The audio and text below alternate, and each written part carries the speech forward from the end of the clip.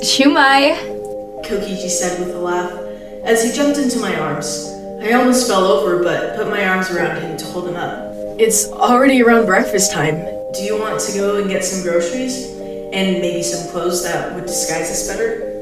I asked, looking down at his hair before he moved his head back to look at me. That'd be good. He said with a groan, as he slowly stood up next to me. I rubbed his shoulder with my hands, making him relax a bit. I mean, if it's with you, it can't possibly be that bad. He said with a laugh. I smiled down at him before moving over to change into some clothes, as well as putting on my jacket. I don't think we have a car, so we might just have to walk there. Or if we're lucky, we could run through the forest to get there fairly quickly. Kokichi, get dressed, I said, turning around to face him only to see him getting into one of my jackets with his pants. But I am dressed, he said in a whiny tone, making me sigh. Okay, I said, before grabbing his hand and leading him to the door. He seemed excited about going to the store. Maybe it's just because it's a reason to get out of the house, and mostly to get some fresh air after all the things that have been happening recently. I opened the door and it was chilly outside, but luckily it wasn't windy on top of it, because even warm weather can be cold with wind. Kokichi held my hand and walked with me down the path to the sidewalk. The sidewalk seemed to go left, which was into a cul-de-sac, while the right seemed to lead into the town. Me and Kokichi made sure to keep our hoods over our faces to make sure that it would be harder to spot the two of us. I really don't want them to find us here, but I don't know. Maybe Dice isn't as trustworthy as Kokichi says they are. I want to trust them, I really do for Kokichi, but I can't help but worry that they may sell us out if they get the chance. Shu? Kokichi asked me as we walked down the sidewalk to the right.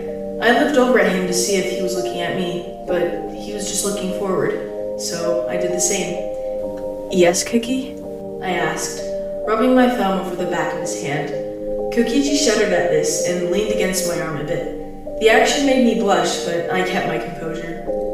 I wanted to ask something, he said. I could feel he was a little worried about whatever he wanted to say.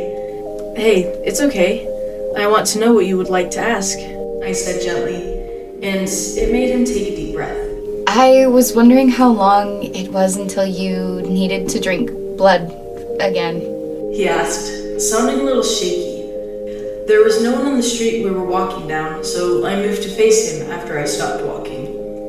Well, I needed to a couple of days after, but after that the cravings became less strong.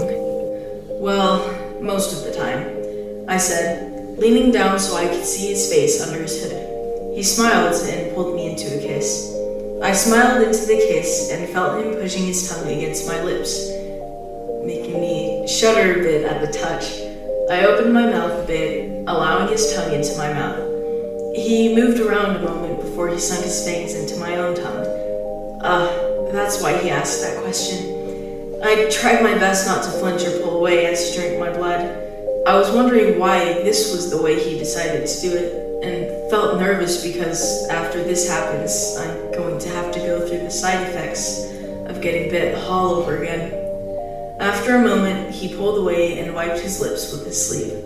I could taste some of the remaining blood in my mouth as I noticed that the bite wound was gone, meaning he must have healed it for me while he was biting me. Kokichi, why all of a sudden?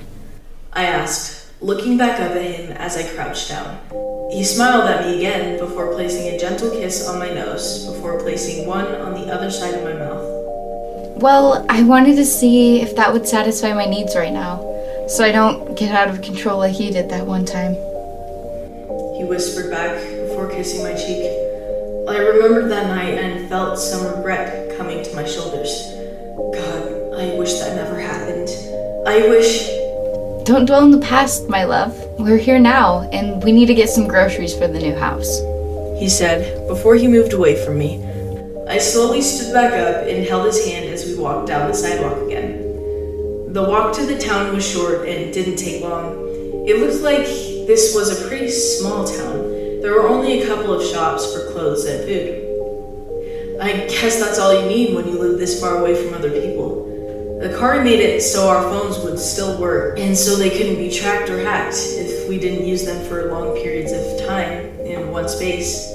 I didn't know why that was the rule, but me and Kokichi just decided not to use them unless we had to. Here. Kokichi said, pointing to one of the food shops. I walked over to the shop with him and opened the door. The shop smelled nice. It had a warm and homey feeling to it, like walking into a warm home on a Christmas morning, where all the people are there together enjoying food. Hello, welcome to Breads and Bakers. One of the store greeters said to me and Kokichi. Kokichi said hello back before we walked more into the store. I grabbed one of the baskets and held it on my other arm. We only have enough for essentials, I said, making Kokichi frown a bit. I felt guilty about making him have to not buy a lot of sweets, because I know that he loves them. But we don't have as much money as I would have hoped.